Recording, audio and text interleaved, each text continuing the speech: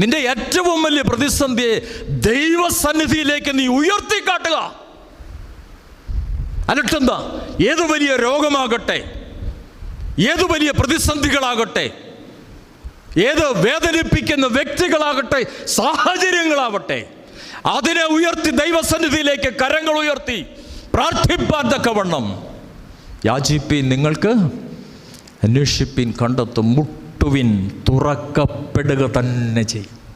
ദൈവസന്നിധിയിൽ മുട്ടിക്കൊണ്ടേയിരിക്കുന്ന അനുഭവം ഉണ്ടാവണം. ഏതു പ്രതിസന്ധിക്കും പരിഹാരമുണ്ടെന്നേ, ഏതു രോഗത്തിനും. അതെ, ജന്മനാ കുരുടനായവന് മണ്ണുകുഴച്ച് അവൻ്റെ കണ്ണിന്മേൽ പൂശി അവന് കാഴ്ച കൊടുത്ത ദൈവം. ഇത് കെട്ടുകഥയല്ലിത്, ഇതാരോ എഴുതിക്കൂട്ടിയതല്ല,